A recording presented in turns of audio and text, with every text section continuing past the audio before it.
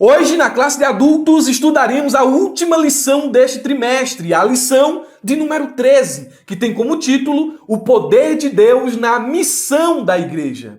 Lá no princípio, nas primeiras lições, nós fizemos uma divisão pedagógica da revista. Vamos recordar? O primeiro bloco vai da lição 1 à lição de número 3, onde abordamos a origem da igreja, imagens bíblicas da igreja e a natureza da igreja. O segundo bloco é o bloco que contém a lição de número 13. Essa divisão, ela não é sequencial, ela não é cronológica, ela é pedagógica. E o segundo bloco ficou assim. Falamos sobre a igreja e o reino de Deus, lição 4. Lição 5, a missão da igreja de Cristo. E o salto aqui nas demais lições até a lição de número 13, onde é o nosso título de hoje, o poder de Deus na missão da igreja. Essas três lições, elas estão relacionadas. O terceiro e último bloco, que curiosamente não contém a última lição, vai da lição 6 à lição de número 12. São lições também que estão relacionadas. Essa foi a nossa divisão pedagógica para nos orientar quanto à divisão, quanto à explicação, quanto à aplicação dos assuntos abordados. Hoje, na lição de número 13, os nossos objetivos são, em primeiro lugar, refletir acerca da doutrina bíblica do Espírito Santo. Em segundo lugar, analisar as diferentes perspectivas da capacitação do Espírito Santo à sua igreja. Ele usa quem quer, do jeito que quer e de uma forma variada. O Espírito Santo usa um de um jeito, usa outro de outro jeito, e nós veremos isso aqui no ponto de número 2. Por fim, terceiro e último objetivo, pensar no Espírito Santo como o principal impulsionador da obra missionária. E esse último objetivo aqui nos lembra o trimestre passado, aquela revista comentada pelo pastor Wagner Gabi, onde falamos sobre a igreja e a sua responsabilidade missionária. De forma resumida, abordaremos muitos conceitos do que foi estudado no trimestre passado, no ponto de número 3. Cumpriremos esses objetivos de forma bíblica, teológica, doutrinária, mediante a explicação e aplicação dos pontos e subpontos que estão na própria lição. Comecemos, portanto, com o nosso texto principal, que você conhece muito bem, e ele nos diz: mas recebereis a virtude, o dunamis, do Espírito Santo, que há de vir sobre vós, e ser-me-eis testemunhas, tanto em Jerusalém, como em toda a Judéia e Samaria, e até os confins da terra. Atos capítulo 1, versículo de número 8. A paráfrase NTLH nos traz esse texto assim: porém, Jesus está trazendo os discípulos para o presente. Eles estavam preocupados com o futuro. Quando será o fim de todas as coisas? Quando isso vai acontecer? Jesus, não. Voltem para o presente, voltem para o agora. Vocês são meus discípulos, vocês têm um propósito, vocês têm uma missão. Foquem agora, no já, no presente. Quando o Espírito descer sobre vocês, ele viria do alto após a ascensão de Cristo. Aí aqui vem a capacitação. Vocês receberão poder e o propósito e serão minhas testemunhas em Jerusalém. E aqui é a área geográfica, em toda a Judéia e Samaria e até os confins da terra, ou, como diz aqui a NTLH, e até nos lugares mais distantes da terra, que nesta ocasião é a Ásia e a Europa. O livro de Atos é a dobradiça do Novo Testamento. Ele fecha os evangelhos e abre as epístolas. Atos não é apenas uma ponte que liga a vinda de Cristo, ou melhor, a vida de Cristo, com o Cristo vivo ensinado nas cartas, nas epístolas. É também um elo de transição entre judaísmo e cristianismo, entre lei e graça. Escute, isso é um resumo deste livro maravilhoso. Atos pode ser sintetizado em 3 palavras. Aqui você encontra o resumo do livro. Quais são essas 3 palavras? Ascensão, Cristo volta ao seu trono, descida, o ministério do Espírito Santo, a descida do Espírito Santo e expansão. A igreja cresce, não é? Cristo senta no trono, o Espírito desce, a igreja cresce. A ascensão de Cristo é seguida pela descida do Espírito, que por sua vez é seguida pela expansão do Evangelho. Nós percebemos aqui, à luz de todo o contexto do livro de Atos que o capítulo 1 e o versículo 8 é a chave hermenêutica do livro. Aqui nós encontramos o propósito, nós encontramos os objetivos da descida do Espírito Santo. Os discípulos seriam testemunhas capacitadas pelo poder do Espírito para pregarem o Evangelho. E olha os movimentos do Evangelho. Jerusalém, não é? Jerusalém, Judéia, Samaria e confins da terra. Todo o livro está estruturado em seus capítulos para mostrar como a igreja cumpriu esse objetivo. A primeira parte do livro, capítulo 1, versículo 1, ao capítulo 6, versículo de número 7, nós temos ali o relato da história da propagação das boas novas de Jesus em Jerusalém pelos apóstolos. Em seguida, do capítulo 6 ao capítulo de número 9, nós podemos ver a expansão geográfica, o evangelho chegando nas cidades vizinhas, nas regiões vizinhas, Judéia e Samaria. Na terceira parte aqui, nós vemos do capítulo 9 ao capítulo de número 12, o evangelho em sua expansão chegando até os gentios, a casa de Cornélio. Vemos também a conversão de uma figura-chave, que é o do apóstolo Paulo, e isso ia marcar uma expansão ainda maior do Evangelho. No capítulo 12 ao capítulo de número 16, nós vemos o Evangelho chegando até a Ásia. Capítulo 16 ao capítulo de número 19, o Evangelho dá um salto da Ásia para a Europa. E a última parte aqui, capítulo 19 ao capítulo 28, nós temos o relato de como Paulo, apóstolo dos gentios, finalmente chegou a Roma, a capital do mundo gentil, né? E com ele as boas novas. Então o evangelho se expandiu, o evangelho cresceu, a igreja cumpriu a sua missão, porque o poder do Espírito estava sobre a igreja, sobre o povo de Deus. Isso fica bem claro aqui no texto que nós lemos e nas divisões principais do livro de Atos. A nossa verdade prática, ela nos diz o seguinte: o Espírito Santo é a força motriz, não é? Ele é quem impulsiona, ele é quem faz a coisa andar, ele é a força motriz que movimenta a igreja. Sem o poder do Espírito, a igreja é incapaz de cumprir a sua missão. Agora, preste atenção, porque eu vou falar algo sério aqui, que acredito que sempre falo quando toco nesse assunto. O Espírito Santo é, de fato, a força motriz da igreja. Mas em que consiste essa força? Não é? Em que consiste essa capacitação? Porque, às vezes, a gente está entendendo errado o que é o batismo no Espírito Santo e qual é, de fato, o seu propósito. O Espírito nos enche não para ficar dentro da igreja falando em línguas na hora do culto, no momento da pregação e no momento do louvor. Isso ali, o falar em línguas, é um sinal. Provavelmente na sua igreja existam dezenas, centenas e até milhares de irmãos falando línguas estranhas, batizados no Espírito Santo, mas a campanha evangelizadora esteja vazia, sem componentes. Mas a evangelização, os cultos na rua, as cruzadas, as mini-cruzadas, os cultos no lares, não estejam acontecendo como deveriam acontecer. Isso se dá porque a gente está entendendo errado qual é o propósito da capacitação. Deus não te capacita para tu ficar no culto, batendo palma, pulando, caindo e até mesmo falando em línguas. Eu não estou aqui tirando a importância do falar em línguas. Falar em línguas à luz de 1 Coríntios capítulo 14 edifica o crente e se tem intérprete edifica a igreja. Agora, a capacitação do Espírito Santo não é para você ficar falando em línguas. Falar em línguas é um sinal que você recebeu, é uma evidência. O propósito é ser testemunha. Se ele te enche, se ele te capacita, se ele te dá dons espirituais, é para você ser uma testemunha eficaz do Evangelho de Jesus. É para você anunciar a palavra. E aqui é momento de reflexão. Você recebeu o batismo no Espírito Santo? Ou você está buscando? Saiba que a finalidade não é falar em línguas.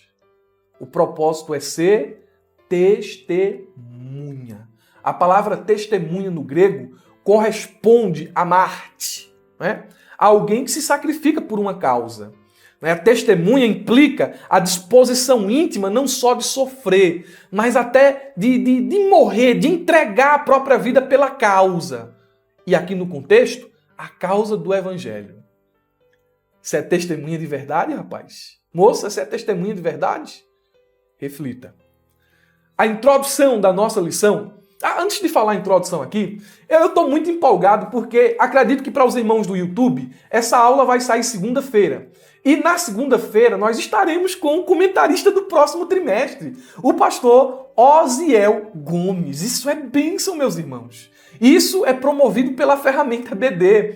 Então, a gente vai estar com ele na segunda-feira. Acho que vocês vão receber essa mensagem tardia. Mas os irmãos que fazem parte da ferramenta BD já saberão antecipadamente. Segunda-feira, dia 25 deste mês, aqui do mês de março, daremos início à conferência BD e estarão conosco o pastor Osiel Gomes e outros distintos servos de Deus. Isso é fantástico, isso é bênção. Iremos falar da próxima revista, do próximo trimestre. Então, queremos que os irmãos, desde já, curtam e compartilhem esse vídeo. Os irmãos do YouTube, né? Curtam, compartilhem esse vídeo o máximo que vocês puderem para que essas informações, não só a do subsídio, mas essa da conferência, chegue ao maior número de pessoas possível. Então você vai curtir, você vai se inscrever e você vai colocar nos comentários aí qualquer coisa. Amém, aleluia, glória a Deus e pronto, foi. Tá bom? Faz isso agora para tu não esquecer. Você vai nos ajudar e nós, de alguma forma, iremos contribuir para a sua edificação. Não só com a conferência, mas também disponibilizando gratuitamente o subsídio que estou utilizando, certo? Meus irmãos da ferramenta EBD, anotem aí na agenda de vocês. Dia 25 a dia 28, Conferência EBD. Depois que a conferência acaba, as aulas ficam disponíveis apenas na plataforma da ferramenta. É por isso que, se você não é assinante da ferramenta EBD, é importante você fazer parte desse grupo seleto de professores. O link está aqui na descrição do vídeo. Você vai clicar e vai conhecer a ferramenta EBD e vai ser um aluno assinante. Vai ser um professor inesquecível. Vamos lá, introdução. Nesta lição focaremos nossa atenção no poder, escute, no poder do Espírito Santo na missão da Igreja de Cristo. Glória a Deus. E, vindo aqui, a lição diz, aqui mostraremos que o povo de Deus não pode abdicar do revestimento do poder pentecostal para obter êxito, escute, obter êxito na sua missão na terra. Assim que a ação do Espírito Santo e a contemporaneidade dos dons na igreja não se trata de mera opção, mas de algo imprescindível à sua maior necessidade, a pregação do Evangelho. Sem o Espírito Santo, a igreja local não anda e nem cumpre a sua vocação. Deixe-me aqui fazer algumas declarações importantes. Isso aqui precisa já ficar bem claro na nossa mente, já no início da aula, porque serve de plataforma para os pontos e subpontos que vêm a seguir. Que declarações são essas? Essas declarações podem ser extraídas aqui da introdução. Primeiro, nós somos pentecostais. E o que significa ser pentecostal? Com o termo pentecostal, nos referimos ao crente que crê que a experiência do Espírito Santo que ocorreu com os apóstolos no dia de Pentecoste, de acordo com o livro de Atos, pode acontecer hoje também, acontece hoje também. Ou seja, a experiência com o Espírito Santo hoje não é diferente da experiência experimentada pelos cristãos do século I, do século I. O William Menzies, historiador pentecostal norte-americano, ele destaca 8 grandes características que marcam o movimento pentecostal: enchimento do Espírito, compromisso com evangelismo e missões, fé firme, expectativa, realidade, adoração entusiástica, comunhão enriquecedora e autoridade da Bíblia. Isso aqui é ser pentecostal. Ser pentecostal não é ficar pulando, não é ficar caindo no chão, rodando. Aquilo ali não parece muito com pentecostalismo não, viu? Isso ali, ser pentecostal não é receber poder para ficar uivando, para ficar latindo, para ficar, sei lá, fazendo o quê? Ser pentecostal é receber poder de Deus para ser testemunha, para pregar o evangelho. É essa ideia que a gente tem do pentecostalismo. Um crente cheio do Espírito Santo, um crente pentecostal cheio do Espírito Santo que prega a palavra com ousadia. somos pentecostais, somos também continuistas. E isso aqui é fundamental, porque essa perspectiva continuista, ela fundamenta a nossa crença, ela descreve melhor, a nossa crença no poder do Espírito Santo no meio da igreja. O que é ser continuista, né? O continuismo ensina que todos os dons extraordinários expressos nas Escrituras estão disponíveis para os nossos dias a qualquer cristão inserido na igreja. Então, os dons de 1 Coríntios, os dons que aparecem ali em Romanos e em Efésios, aqueles dons ali, eles vigoram hoje. Eles não cessaram. Isso é ser continuista. E tendo essas duas declarações em mente, vamos expor agora o primeiro ponto da nossa lição. A doutrina do Espírito Santo segundo o evangelista Lucas.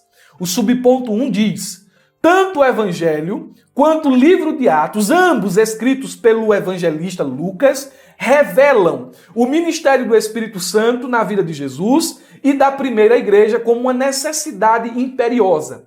Lucas era tanto historiador, isso aqui é a posição pentecostal, ele era tanto historiador como teólogo. O que acontece? Muitos irmãos tradicionais dizem que é uma hermenêutica falha, não é? É uma forma de interpretar errada, extrair doutrina de texto narrativo. Você não pode tomar o Evangelho de Lucas, o livro de Atos e fazer doutrina dessas narrativas. Ora, irmãos. Isso é um absurdo. Porque a doutrina da queda é tirada de que texto? Ela sai de onde? Ela inicia onde? Mas fala lá em Romanos. Sim, mas ela principia onde? Em um texto narrativo. Gênesis, capítulo de número 3. Então, Lucas, ele era teólogo também. E, portanto, olhamos para o seu evangelho, olhamos para o livro de Atos, e nós enxergamos ali textos descritivos, narrativos, e textos prescritivos, doutrinários. Aquela experiência, não é, vivida pelos apóstolos no livro de Atos, ela se repete. Nós nos beneficiamos da teologia lucana de muitas maneiras, principalmente dessa parte carismática de seu evangelho e do livro de Atos. No evangelho de Lucas, as referências à atuação do Espírito Santo, elas são abundantes. Ele atua como no ministério de Jesus, no ministério de João Batista. Ele atua de forma poderosa no livro de Atos, nos movimentos da igreja. E isso está bem claro, está bem definido aqui dentro do nosso subsídio. Subponto de número 2. O enchimento do Espírito como experiência necessária. Presta atenção. Experiência necessária. Eu não gosto muito desse termo segunda bênção. Não é? A segunda bênção, eu entendo, escute, diferente do carismático pentecostal, né? Eu entendo que o batismo no Espírito Santo é diferente da conversão. É diferente por várias razões. Conversão e batismo no Espírito Santo não são a mesma coisa. E aqui nós diferenciamos a teologia paulina da teologia lucana. Não é a mesma forma de falar, não é a mesma forma de ver. Há uma diferença entre as duas e elas se complementam. Então, eu não vejo o batismo no Espírito Santo como segunda bênção. Eu não gosto dessa nomenclatura, por muitos motivos, mas eu também entendo que ele não é a mesma coisa que a conversão. O enchimento do Espírito é subsequente à conversão. É para quem já é salvo, certo? E é uma experiência necessária. Veremos o motivo. A lição diz: o Senhor Jesus só começou o seu ministério depois de ser cheio do Espírito Santo. Nosso Senhor fez a obra de Deus e a fez no poder do Espírito Santo. Ele foi capacitado pelo Espírito Santo e dependeu dele para exercer o seu ministério. Da mesma forma, A igreja só deveria iniciar o trabalho missionário quando fosse revestida desse mesmo poder. Por isso podemos afirmar que no contexto literário do evangelista Lucas, especialmente no livro de Atos dos Apóstolos, o Espírito aparece como uma necessidade, não como uma opção. Preste atenção. Lucas, capítulo 3, versículo 21 e 22, nos diz o seguinte: ao ser todo o povo batizado, Jesus também foi batizado. E aconteceu o quê? Enquanto ele orava, o céu se abriu. O Espírito Santo desceu sobre ele em forma corpórea como pomba, e do céu veio uma voz que dizia: Tu és meu filho amado, em ti me agrado. É aqui que o ministério de Jesus inicia. E depois que ele foi revestido pelo Espírito, é que ele foi conduzido ao deserto. Como homem, ele necessitava dessa capacitação, desse revestimento. A partir desse revestimento, ele venceu o diabo, ele curou os oprimidos, ele libertou os cativos, ele pregou o evangelho e ele realizou milagres. Não há milagres realizados antes da descida do Espírito sobre a vida de Jesus. É por isso que nós condenamos esses milagres sobrenaturais nos evangelhos apócrifos, não é? Que Jesus fazia passarinho de barro e o passarinho ganhava vida, que ele fazia perna de mesa crescer. Isso é um absurdo. Os milagres acontecem depois do revestimento. O ministério inicia depois do revestimento, da descida do Espírito sobre Jesus. Isso aqui mostra a importância, a necessidade que temos do Espírito Santo. Com a igreja não é diferente. O texto, não é? O nosso textuário serve como parâmetro, como base, para mostrar essa necessidade. Vocês vão ficar aqui. Vocês não vão sair de Jerusalém enquanto não receberem poder do alto. E eles esperaram. E quando receberam, aquele que negou diante de uma escrava, vamos já falar sobre ele. Pedro, que negou diante de uma escrava, se levantou diante de uma multidão para pregar o evangelho. Poder, capacitação do Espírito Santo. É experiência necessária. Quem é batizado, glória a Deus. Quem não é, busque. Porque isso aqui é uma experiência para a igreja. É para você, é promessa para você. Glória a Deus. Subponto de número 3, o enchimento do Espírito Santo como uma experiência concreta. O comentarista, ele foi extremamente feliz aqui em seu comentário e ele não deixou brechas, né, para a gente fazer acréscimos. Ele diz o seguinte: se, por um lado, Lucas apresenta o Espírito Santo como uma necessidade na vida da igreja, por outro, ele mostra que o enchimento do Espírito ocorre como uma experiência concreta na vida do crente. Como assim concreta? Se você olhar para Atos 2, você vai ver ali uma certa tangibilidade. Eles ouviram, eles viram e eles falaram. Eles experimentaram. Isso aqui é uma experiência concreta. Quem recebeu sabe que recebeu. Você está entendendo? Isso mostra que a experiência foi concreta. O comentarista aqui, ele não abre muita brecha para a gente acrescentar algo. Mas eu vou aqui complementar, não aquilo que ele falou, mas trazer uma informação nova, não é? O Pentecoste não proporcionou apenas uma experiência tangível, mas também deixou marcas visíveis na igreja. Ou seja, a experiência foi concreta e as marcas que essa experiência deixou, promoveu, também foi tangível, foi visível. Se você olha ali as marcas da igreja cheia do Espírito Santo, você vai ver que quem estava de dentro e quem estava de fora podia constatar isso. Primeira marca: uma igreja cheia do Espírito Santo era comprometida com a fidelidade à palavra de Deus. Eles perseveravam na doutrina dos apóstolos. É uma igreja cheia. Segunda marca: uma adoração a Deus com entusiasmo. Atos 2:47. Terceira marca: uma igreja cheia do Espírito Santo teme a Deus e experimenta os seus milagres. Então era uma igreja tomada de temor e era uma igreja que constantemente presenciava o sobrenatural. Quarta marca está no versículo 47 do capítulo 2. Uma igreja cheia do Espírito tem a simpatia dos homens e a bênção do crescimento numérico por parte de Deus. Quem estava de fora olhava e dizia: meu Deus, que modelo, que povo, rapaz, que exemplo. E a igreja ia crescendo. Isso era a operação visível do Espírito Santo no meio dos irmãos. Uma experiência concreta que promove marcas visíveis. O ponto de número 2 vai falar sobre o Espírito Santo capacitando as testemunhas. E o subponto 1 diz, capacitando as testemunhas.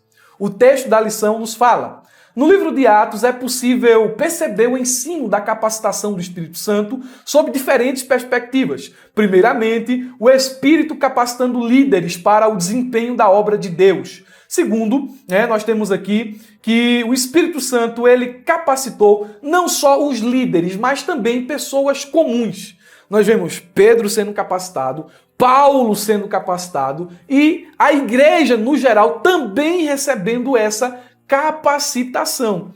E a capacitação do Espírito ela é multiforme. O Espírito capacita crentes em determinadas situações e circunstâncias para propósitos específicos de maneiras distintas.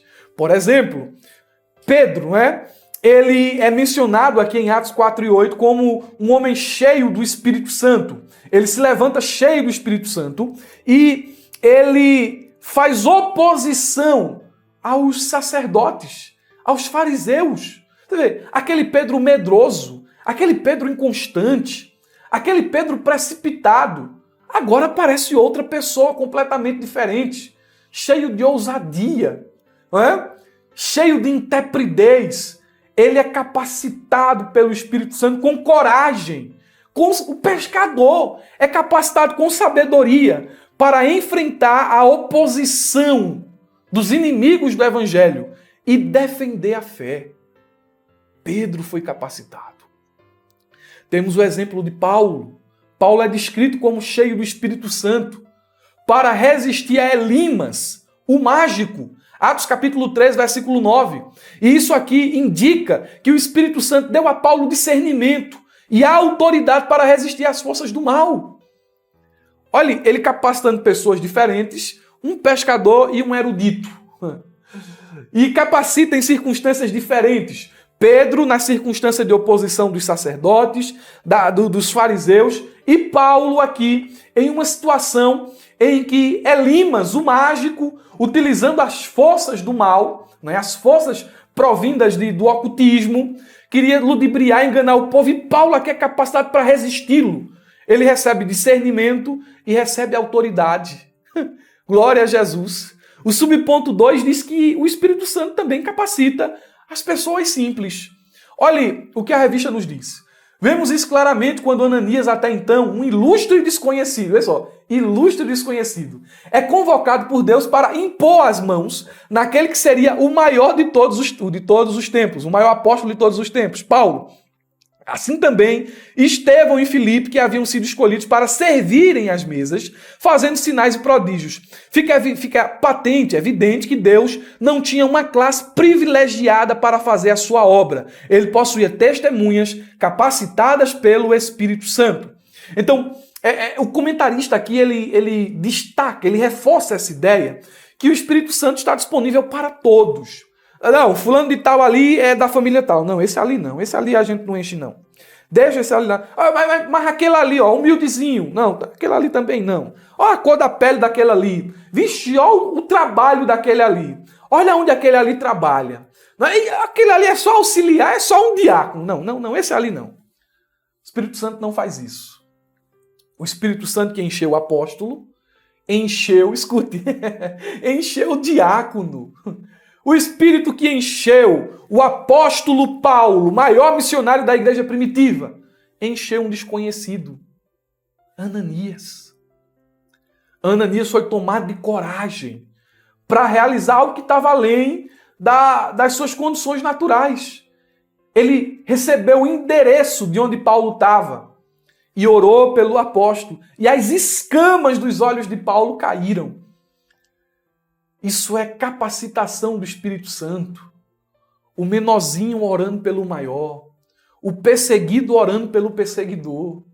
Isso é o Espírito quem faz. Aí você vê, Estevão e Filipe, exemplos notáveis. Eram servos. Foram separados para servirem às mesas, posição de servo. Porém, esses homens, na posição de servos, um foi usado em sinais, prodígios e maravilhas, o outro também, mas com Estevão com característica apologética e Filipe com característica evangelística. Mas foram ambos usados pelo Espírito Santo. Os servos que serviam à mesa, usados pelo Espírito de Deus. Aleluia. Subponto 3 diz que ele capacita a igreja. O Espírito Santo foi e é o impulsionador da igreja. Ele foi derramado de uma vez para sempre sobre a igreja para capacitá-la, usá-la, guiá-la, impulsioná-la na adoração, submissão e obediência. Está disponível para você. Busque, meu irmão, ore, jejue. Peça a Deus para você ter essa experiência maravilhosa no batismo do Espírito Santo. Você que já é batizado só está falando em línguas, peça para viver o propósito. Eu quero ser testemunha. Eu quero poder, ousadia, intrepidez para falar a palavra. Ele não vai lhe dar isso se você ficar em casa. Qual o propósito? O objetivo dele lhe dar isso para você ser um crente de banco. Ele capacita a igreja. A igreja recebe dele capacitação. Ponto de número 3. O Espírito Santo como fonte geradora de missões. O subponto 1 diz o envio missionário. E o exemplo não poderia ser outro, não é? O capítulo 13 de Atos. Né? O capítulo 13 do livro de Atos dos Apóstolos narra o envio dos primeiros missionários da igreja em Antioquia. O que chama a atenção nessa narrativa é a participação ativa do Espírito Santo no envio dos missionários. A igreja e o Espírito estavam em sintonia, estavam em harmonia, em cooperação com o outro. O Espírito Santo não age à parte da igreja, mas em sintonia, em acordo com ela. É a igreja que jejua e ora, é o que estava acontecendo ali em Atos 13. É a igreja que impõe as mãos e despede, mas é o Espírito quem envia os missionários. Assim, os missionários exercem o seu ministério pelo Espírito Santo. Foi o Espírito quem enviou os missionários ao campo de trabalho. Versículo 3 e 4. Não pode haver um individualismo e não pode haver uma espiritualização, um institucionalismo da igreja. Não. Deve haver uma harmonia entre a ação do Espírito e a ação da igreja. Atos capítulo 13 ao capítulo de número 16 deixa bem claro que o Espírito é o executivo da obra missionária. Ele separa, envia e orienta a igreja e os missionários. Por exemplo, o Espírito Santo viu a necessidade urgente da obra missionária e chamou com urgência 2 missionários dizendo: apartai-me a Barnabé e a Saulo para a obra a que os tenho chamado. Não podia ser depois, havia urgência. Então ele conhece as urgências missionárias. Segundo, Atos capítulo 3, versículo de número 7, o Espírito Santo, ele é aquele que guia, que direciona, quem diz é aqui e é ali, não é? Quando o assunto é missões. O texto diz, mas o Espírito de Jesus não lhe permitiu. O Espírito conhece as regiões prioritárias para missões. Os missionários disseram, vamos para a Bitínia, e o Espírito disse, o caminho não é esse. Há uma necessidade mais urgente aqui, o caminho é esse. Atos capítulo de número 16, versículo 6, o texto diz o seguinte, e foram impelidos pelo Espírito Santo, impedidos pelo Espírito Santo de anunciar a palavra na Ásia. É ele quem guia, é ele quem orienta. Então ele é o executivo da obra missionária. Isso fica muito claro aqui nesse subponto. Subponto 2. Em um mundo multicultural, o título é As Estratégias Missionárias. Em um mundo multicultural, a questão da estratégia missionária deve ser levada em conta. Não somente enviar, não somente quem enviar, mas também não somente enviar, mas quem enviar, quando enviar e como enviar. Por exemplo, Paulo e Barnabé poderiam ter adotado a estratégia errada na obra missionária quando intentaram pregar na Ásia e Bitínia, mas foram impedidos pelo Espírito Santo. Não basta só ter o desejo de fazer missões, mas é preciso buscar a orientação do Espírito Santo a respeito de como isso deve ser feito. O que que esse subponto levanta? Primeiro, ele fala sobre planejamento. Planejamento é essencial. Então, dentro de um planejamento missionário, há toda uma questão de, certo, vamos enviar, ok, decidimos enviar, mas quem é que vamos enviar? Não é qualquer pessoa que pode ir ao campo missionário. É um servo de Deus, uma serva de Deus, que vai, através de suas vidas, levar a palavra. Então tem que ser alguém capacitada, tem que ser alguém experiente, tem que ser um cristão maduro. Então, como a gente vai enviar? Para onde a gente vai enviar? Então, como enviar? São questões que exigem planejamento, porque o missionário enviado precisa de sustento, de assistência. A igreja que envia deve ter condições de sustentar. Não é? Para onde enviar? Aí é uma questão de oração. O Espírito precisa guiar a igreja nessas decisões. Segundo, tem aí a questão da orientação divina, não é? Se é ele quem guia, se é ele quem levanta, se é ele quem conhece as prioridades da obra missionária, então a gente precisa da orientação dele. E por fim, discernimento. A igreja precisa ter discernimento para ouvir, para saber que é o Espírito quem está falando. E sobre estratégias missionárias, eu separei aqui algumas, que são as principais, não é? Oração. A oração é o combustível que impulsiona a obra missionária. Eu poderia aqui falar contribuição e muitas outras, mas coloquei aqui evangelização. Nada substitui o poder da comunicação pessoal do evangelho, evangelismo olho no olho, evangelismo pessoal. Fidelidade à palavra. Quem salva não é o missionário. Não é? O missionário não leva suas próprias ideias, ele tem que pregar a palavra. Terceiro, utilização dos lares. Você chega numa cidade que você não conhece, começa a fazer estudo nos lares. Ô amigo, eu posso vir aqui, te dar um estudo da Bíblia, vai levar aqui 30 minutos do teu tempo, mas eu quero tirar as tuas dúvidas. Vai ser um momento de aprendizado. E utilizar os lares.